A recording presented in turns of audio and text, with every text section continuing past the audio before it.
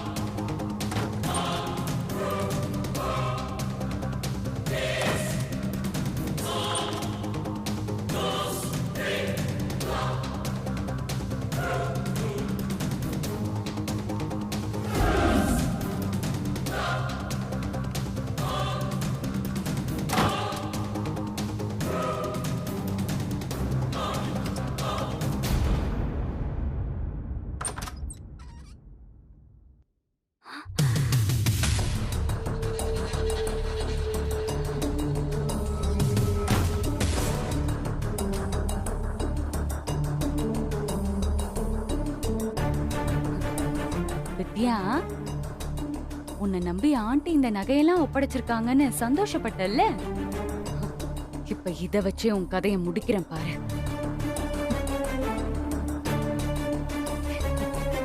வித்யா,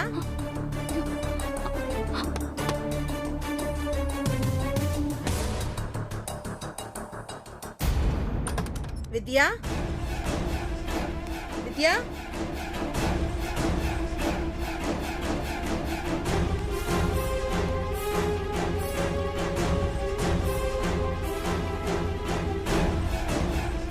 வித்யா, வித்யா, எங்கேயும் இல்லையே. எங்க போயிருப்பாவ? ஒருவேளை குளிச்சிட்டு இருக்காளோ? சரி, வரட்டும்.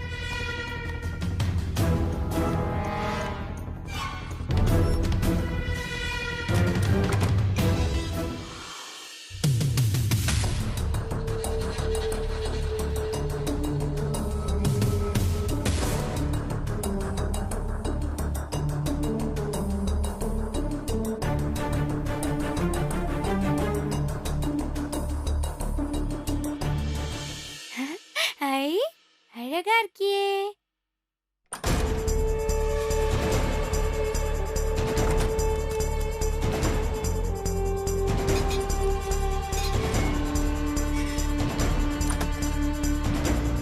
லக்ஷ்மி, யார் நீங்க? லக்ஷ்மி, பயப்படாத.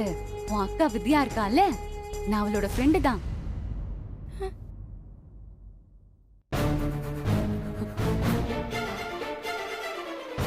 இங்க பாரு, பாத்தியா? இது எல்லாமே நகை. இந்த நகையெல்லாம் உங்க அக்கா உனக்காக வாங்கி வச்சது. எனக்கா? ஆமா, இன்னைக்கு இந்த வீட்ல ஒரு பெரிய ஃபங்க்ஷன் நடக்க போகுது. உங்க அக்கா இந்த நகையெல்லாம் உன்கிட்ட கொடுத்து போட்டுக்க சொன்னா.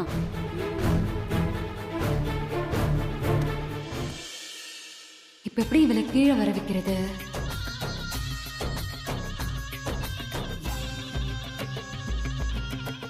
லக்ஷ்மி, இங்கே இரு, நான் வந்துடுறேன்.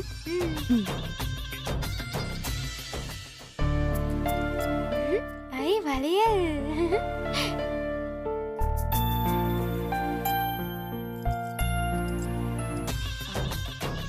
லக்ஷ்மி, இந்த நகையெல்லாம் போட்டுக்கிட்டு இதோ இங்க பாரு, இந்த வாட்ச்ல சின்ன முள்ளு இருக்குல்ல, இது இங்க வரும்போது நீ கீழே வரணும். நீ கீழே இறங்கி வந்தேன்னு வையே, உன் அக்கா உனக்கு நிறைய கிஃப்ட் கொடுப்பாங்க. கிஃப்டா? அப்போ ஐஸ்கிரீம்? ஐஸ்கிரீமும் நிறைய வாங்கி வச்சிருக்காங்க.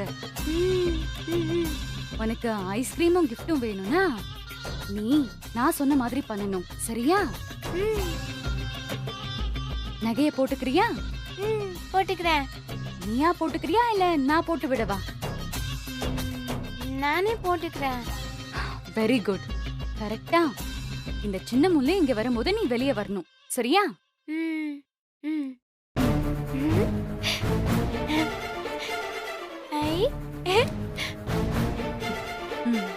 குட் கேர்ள், வந்துடணும், சரியா?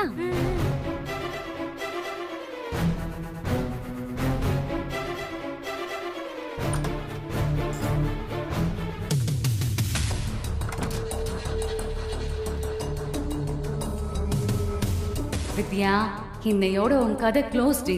2 பேரையும் நாசம் பண்றேன் இன்னைக்கு.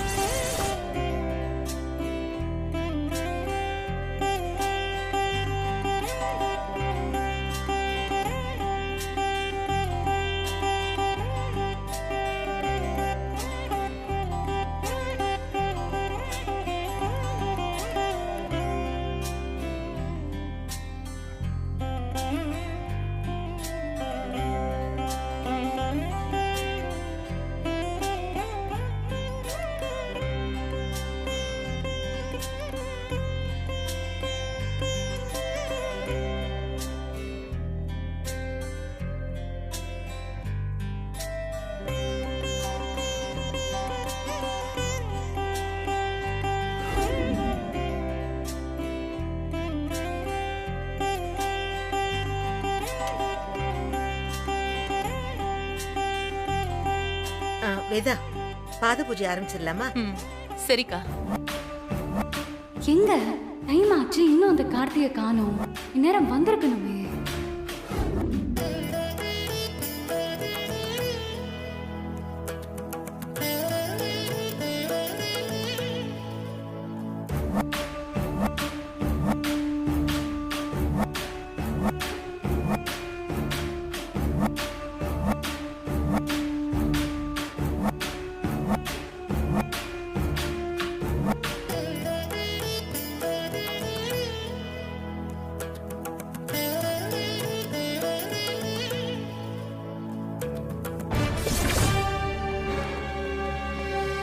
ஆஹா, பரவாயில்லையே, கரெக்ட் டைமுக்கு ஷார்ப்பா வந்துட்டானே. சார், இதுக்கு மேல நான் வரமாட்டேன். நீங்களே போய் பேசி என் வைஃபை கூட்டிட்டு வாங்க. நான் வந்தா தேவையில்லாத பிரச்சனையாகும். சார், நீங்களும் வந்து பேசுங்க சார். சார், அவங்க கிட்டலாம் பேச முடியாது சார். நாம சொல்ற எதையுமே அவங்க காதுல கூட வாங்கிக்க மாட்டாங்க. நீங்க போய் என் வைஃபை மட்டும் கூட்டிட்டு வாங்க. அவங்க அனுப்பலனா நான் இந்த இடத்த விட்டு நகரவே மாட்டேன்னு சொல்லுங்க அவங்க கிட்ட. என்ன சார் நீங்க? சார், நீங்க சொன்னதுக்காக தான் நான் இந்த வீட்டு வாசல் வரைக்கும் வந்திருக்கேன். இல்லைன்னா போலீஸ் ஸ்டேஷன் வாசலையே உட்காந்து நான் தர்ணா பண்ணி இதை பெரிய பிரச்சனை ஆக்கியிருப்பேன். போங்க. எனக்கு வாக்கு கொடுத்த மாதிரி என் வைஃபை கூட்டிட்டு வந்து என்கிட்ட ஒப்படைங்க. இவ்வளவு பெரிய குடும்பத்தோட மாப்பிள்ளையா இருந்துகிட்டு இப்படி பண்றீங்களா சார்? பெரிய குடும்பங்கிறது வசதி வாய்ப்புல வரது இல்ல சார். அவங்க நடந்துக்கிற விதத்துல தான் இருக்கு. அவங்க தப்பு மேல தப்பு பண்ணிக்கிட்டே இருப்பாங்க. அதை நான் பார்த்துக்கிட்டு சும்மா இருக்க முடியுமா? முடியவே முடியாது சார். போய் கூட்டிட்டு வாங்க, போங்க. சரி வாங்க.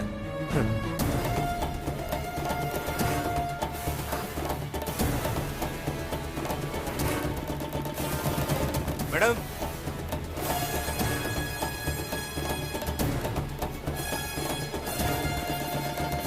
இந்த நேரத்துல போலீஸ் எதுக்கு வந்திருக்கு? மேடம். வேதா, நீ பூஜை பண்ணு, நான் என்னன்னு பாக்குறேன்.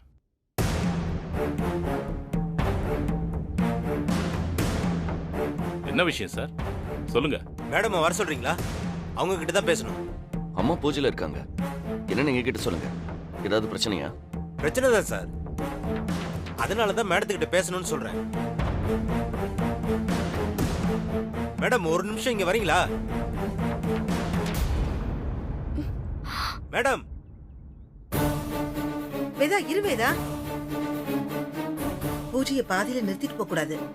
இல்லக்கா, அவங்க என்கிட்ட தான் பேசணும்னு சொல்லும்போது வேற என்னக்கா பண்றது?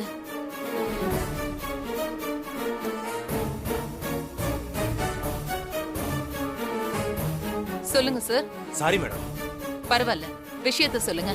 உங்க மாப்பிள்ள கார்த்திக் உங்க மேல கம்ப்ளைண்ட் கொடுத்திருக்காரு.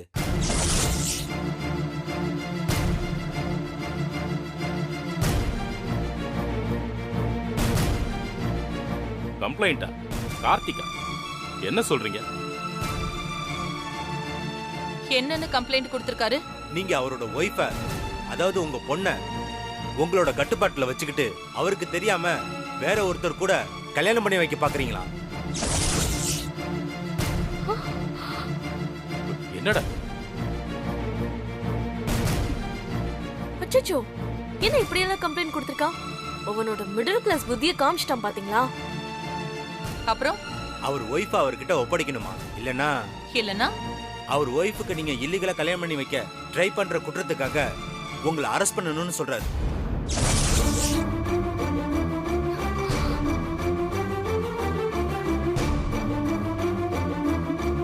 அரெஸ்ட் பண்ணலன்னா எங்க டிபார்ட்மெண்ட் மேலேயே கம்ப்ளைண்ட் கொடுத்துருவாராம். ஓ பிரஸ் மீட் வச்சு நியாயம் கேட்பேன்னு மிரட்டார் மேடம். இல்ல, இது நிஜமாவே கார்த்திக் கொடுத்த கம்ப்ளைண்ட் தானா? ஆமா சார். இதெல்லாம் வெளியே தெரிஞ்சா உங்க குடும்பத்துக்கு அசிங்கம்னு நான் தான் அவர்கிட்ட பேசி பிரச்சனையை சரி பண்ணிக்கலான்னு வந்தேன். என்ன நினைச்சிட்டு இருக்கான் அவன்?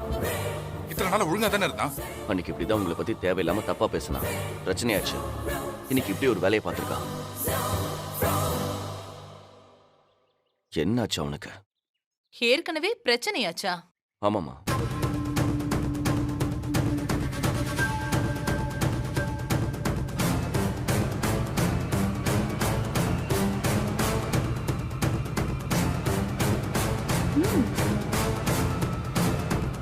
அம்மாவை தப்பா பேசுற அளவுக்கு அவனுக்கு துணிச்சல் வந்துருச்சா?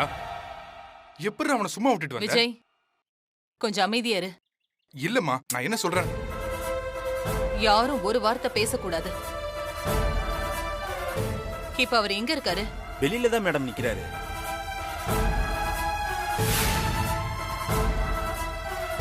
ஓ, வீடு வரைக்கும் வந்தவரு வீட்டுக்குள்ள வர முடியாதுன்னு வெளியவே நிக்கிறாரா? ஆமா மேடம். இப்ப நீங்க உங்க பொண்ணு அவர் கூட அனுப்பலன்னா இங்கேயே உட்கார்ந்து தர்ணா பண்ணுவேன்னு சொல்றாரு. அந்த வித்யா பார்த்து கல்யாணம் பண்ணி வச்ச மாப்பிள்ளை இல்லையா? அப்படிதான் இருப்பாரு. பாத்தீங்களா?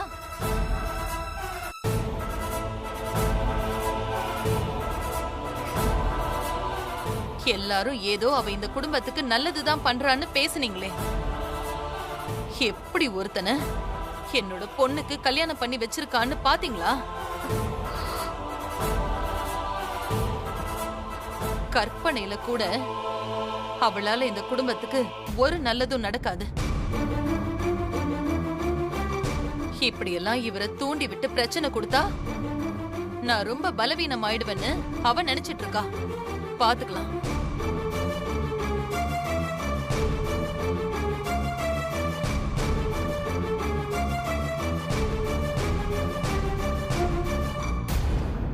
வாட்ச்மேன், கேட்ட முடியா?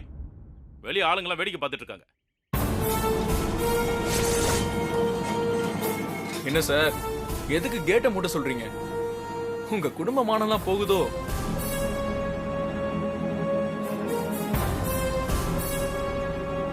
அது எப்படி சார்? கட்டின புருஷன் நான் உயிரோட இருக்கும்போது உங்க பொண்ணுக்கு வேற ஒரு மாப்பிளைய பார்த்து கல்யாணம் பண்ண நினைக்கும் போது போகாத மானம், நான் என் பொண்டாட்டிய ஏன் கூட அனுப்பி வைங்கன்னு கேட்கும் போது போகுதா? கார்த்திக், உனக்கு என்ன ஆச்சு? நீ ஏன் இப்படி எல்லாம் பண்ணிட்டு இருக்க? எனக்கு இன்னொரு கல்யாணம் நடக்குதுன்னு இங்க யார் சொன்னா? யார் சொன்னா என்ன? அது உண்மைதானே?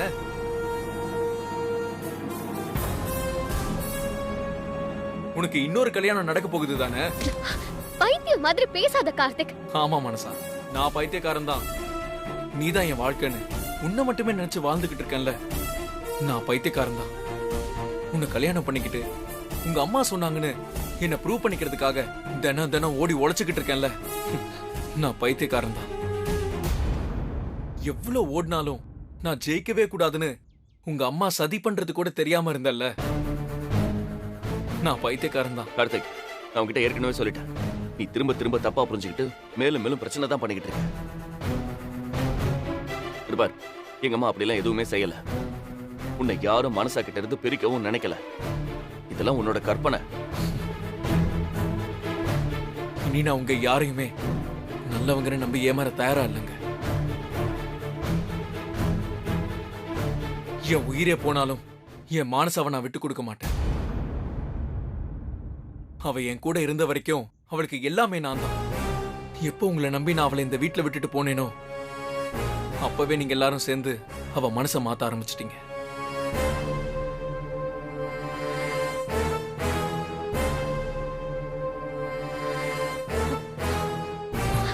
மனசா, இதுக்கு மேலையும் நீ உன் குடும்பத்தை நம்பாத.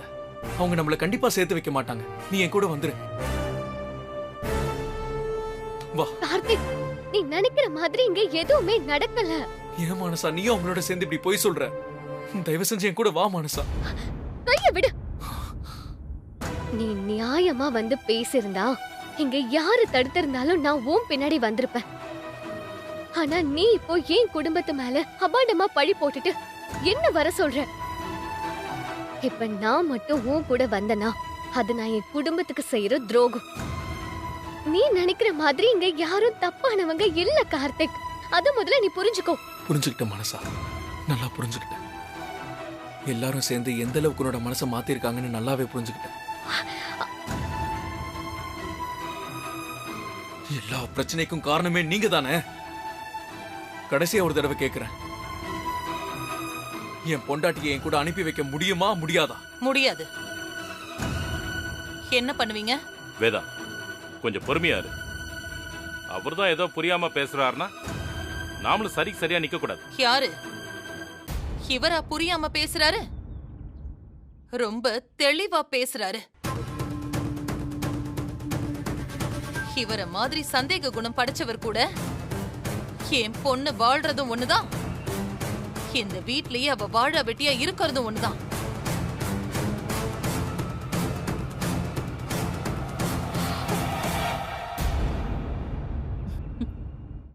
இத்தனை நாள் நல்லவர் மாதிரி நடிச்சுக்கிட்டு இருந்த இவரு புத்திய காட்டிட்டாரு பாத்தீங்களா? இனிமே நீங்க இந்த வீட்டு பக்கமே வரக்கூடாது. வெளியில போங்க. மனசா நீ வா. மேடம் மேடம் மேடம், நீங்க இப்படி முடியாதுன்னு சொல்லிட்டு போனா எப்படி மேடம்? வேற என்ன பண்ணணும்? இவர் கூட என் பொண்ணை அனுப்பி வைக்க சொல்றீங்களா? இல்ல மேடம், அது வந்து லீகலா இந்த கேஸை எப்படி டீல் பண்ணணும்னு எனக்கு தெரியும். நான் பாத்துக்கிறேன். நீங்க கிளம்புங்க. இது உங்க பொண்ணு வாழ்க்கை. மனசா, என்ன நீ இவர் கூட போய் வாழ போறியா?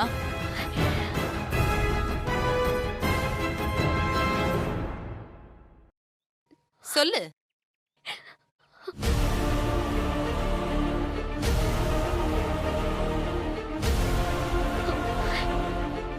அவளுக்கே விருப்பம் இல்ல, அப்புறம் என்ன? அவரை இழுத்துட்டு போங்க. கோவத்துல நான் ஏதாச்சும் திட்டிட போறேன். எதுக்கு எல்லாரும் வெளியில நிக்கிறீங்க? வாங்க உள்ள.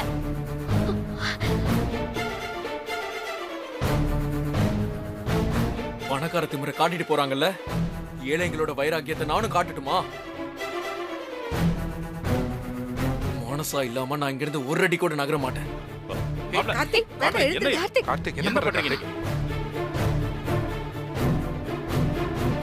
மாப்ள சொல்றத கேளுங்க. டேய் சஞ்சய், என்னடா இது? சொல்றா. விடுங்கப்பா. கார்த்திக், ஓ பண்ணிட்டு என்னாச்சு உனக்கு? நல்லா தானே இருந்த, ஏன் இப்படி திடீர்னு இவ்ளோ கேவலமா நடந்துக்கிற? நானா கேவலமா நடந்துக்கிறேன்? இந்த வீட்டு முதலாளி அம்மா, அதான் உங்க மாமியார், அவங்கதான் அந்த மாதிரி நடந்துக்கிறாங்க. நான் இந்த வீட்டு மாப்பிள்ளையா வந்ததை அவங்களால சகிச்சுக்க முடியல. இப்பவும் அவங்க என்னை இந்த வீட்டு வேலைக்காரனா தான் பாக்குறாங்க.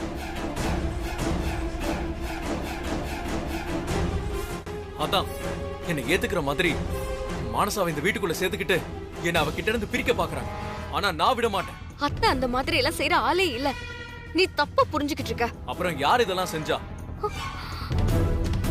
இப்ப யாரு மானசாக்கு கல்யாண ஏற்பாடுலாம் பண்றா? கல்யாண ஏற்பாடா? முட்டாள்தனமா பேசாத கார்த்திக். இன்னைக்கு மானசாக்கும் இன்னொருத்தனுக்கும் கல்யாணம் தானே, அதுக்காக தானே இந்த ஏற்பாடுலாம் பண்ணிருக்கீங்க. ஹேய், இன்னைக்கு வீட்ல சுமங்கலி பூஜை நடக்குது, இத கல்யாணம்னு சொல்ற? வெளியாளுங்க நம்புறதுக்கு இப்படிலாம் பொய் சொல்லி வச்சிருக்கீங்க. அதெல்லாம் நான் நம்ப மாட்டேன். என்ன மீறி எவன் மானசா கழுத்துல தாலி கட்டுறான்னு நானும் பாக்குறேன்.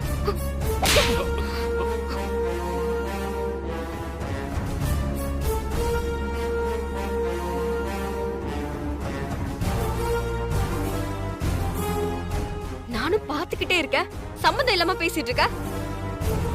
இங்கெல்லாம் பார்த்தா உனக்கு எப்படி தெரியுது? நீ கட்டின தாலி இன்னும் மானச கழுத்துலதான் இருக்கு. இன்னும் அந்த தாலிய பிரிச்சு கூட கோக்கல.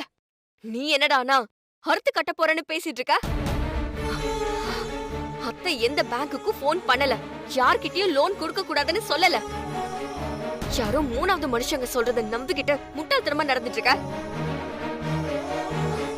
இந்த ஜென்மத்துல மானசாதான் உன் பொண்டாட்டி, அதை யாராலையும் மாத்த முடியாது. அவ உன்னை விட்டும் போக மாட்டா. அப்புறம் எதுக்கு அவங்க எனக்கு பணம் தரேன்னு சொன்னாங்க? வீட்ல வந்து வேலை செய்ய வர சொன்னாங்க.